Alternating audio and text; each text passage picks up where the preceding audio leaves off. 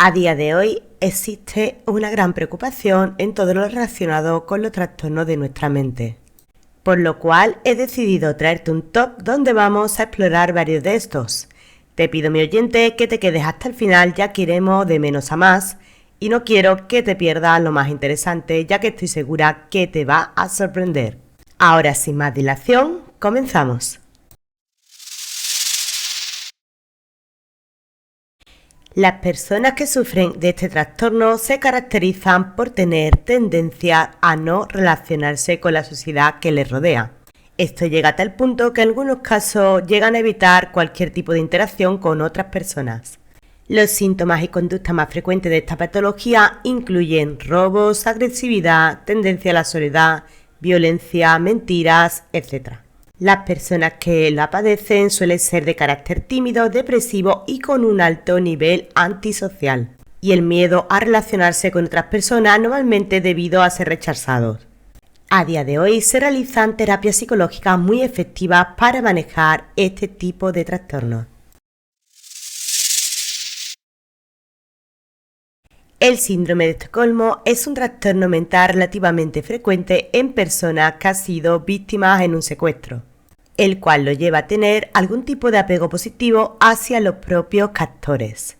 Archivos policiales internacionales muestran que alrededor del 27% de las víctimas que han sido secuestradas han presentado este síndrome. Síndrome que también se suele presentar en casos como abuso, maltratos, etc. Pero sí añadiendo que no es un trastorno que genere angustia a la persona que lo padece. Llama mucho la atención ya que es un poco complejo de entender. Y este síndrome sería justamente un trastorno opuesto del síndrome de Estocolmo, ya que en este caso los secuestradores son los que llegan a sentir esa simpatía hacia sus rehenes. Este trastorno fue acuñado después de un incidente ocurrido en la capital de Perú en el año 1996. El MRTA, Movimiento Revolucionario Tupac Amaru, secuestró a centenares de políticos, diplomáticos y militares en la embajada japonesa en Lima, sucediendo que horas después los captores fueron empatizando con los rehenes y paulatinamente fueron liberándolos. El trastorno obsesivo compulsivo es un desorden ansioso caracterizado por recurrentes pensamientos que producen miedos, así como desasosiego, preocupación y conductas que son compulsivas. Algunos de los síntomas del TOC son el comprobar las cosas una y otra vez, tener también una adicción extrema a la limpieza y en los pensamientos de índole religiosos y rituales de tipo nervioso, como abrir las puertas un número de veces determinado antes de entrar en una habitación, habiendo casos en los que también suelen tener aversiones irracionales a cifras determinadas. Pero afortunadamente la psicoterapia y aprendizaje de buenos hábitos permiten a quienes los padecen tener una gran calidad de vida. La dislexia es un trastorno en el aprendizaje. Las personas que lo padecen no pueden leer correctamente debido a la discrepancia entre el potencial del aprendizaje y su nivel de rendimiento, sin que exista en ellos ningún tipo de problema, ya sea a nivel sensorial, físico, motor o deficiencias educativas.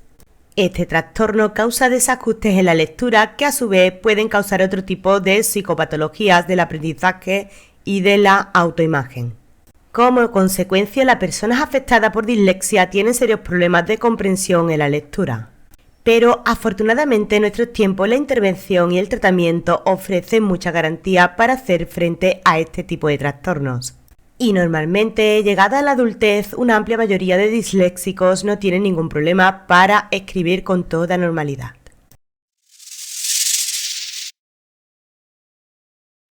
El mutismo selectivo es un desorden psiquiátrico que causa que las personas no sean capaces de hablar en algunas reuniones sociales, o también con algunas personas en particular.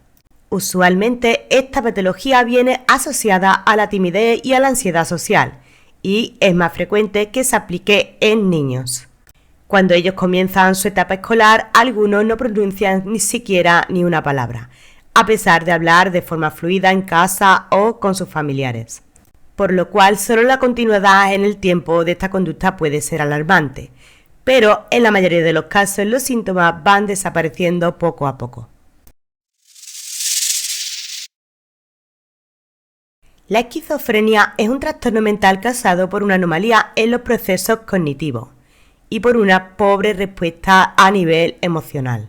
Las personas afectadas sufren alteraciones en la percepción o la expresión de la realidad.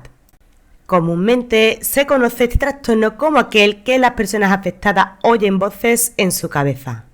Voces que son percibidas como exteriores a sus cuerpos. Pero esto es un síntoma que no en todos los casos se suele presentar. Los síntomas más comunes de las personas que lo padecen suelen ser un lenguaje y pensamiento desorganizado, delirios, alucinaciones, trastorno afectivo y conductas inadecuadas. Y a pesar de haber sido una patología bastante estudiada, sigue considerándose un trastorno un tanto complejo con gran rama de síntomas. El tratamiento psiquiátrico y psicológico ha demostrado tener gran eficacia a la hora de controlar este tipo de trastornos. Y recientemente se ha avanzado mucho en este tipo de dolencias. Este trastorno también es conocido como trastorno de personalidad múltiple. Es un desorden de la identidad en el que la persona afectada por el mismo desarrolla más de una personalidad y muestra diferentes conductas y comportamientos en distintas situaciones. Considerado como uno de los trastornos mentales más severos. Se suele decir que la persona que lo padecen cambia su comportamiento radicalmente y posteriormente no suelen recordar estos episodios, por lo cual los afectados por él viven en una continua inquietud, también siendo uno de los más controvertidos entre la comunidad científica. Esto es debido a la dificultad de los aparatos psicométricos para diagnosticarlo y también por falta de un tratamiento eficaz. Pero en los últimos años, con suerte para estos pacientes, ha habido importantes mejoras en diagnóstico y también en tratamientos. Las personas que sufren este desorden tratan de acabar consigo mismos. Conducta que incluyen laceraciones en manos, brazos, quemaduras, etc. En las que siempre la persona que la padece son las que se la autoinfligen.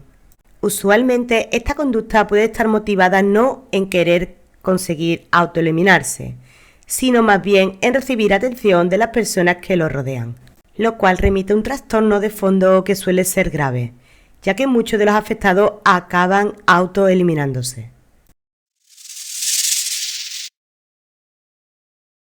Y si has llegado hasta aquí, mi oyente, te diré que este es de los síntomas más raros que existen.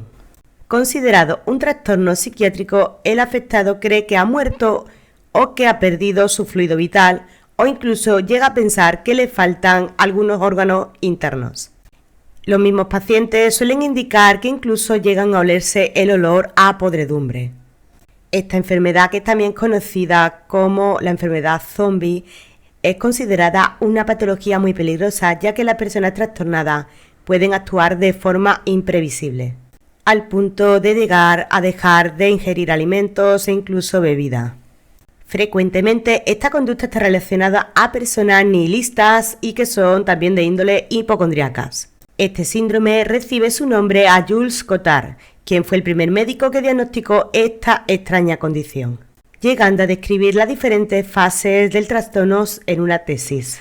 También las personas afectadas por el síndrome de Cotard rehúsan tener contacto social y descuidan su bienestar emocional. Las causas de este síndrome suelen ser producidas por patologías neurológicas o mentales y se asocia con la desrealización y la depresión.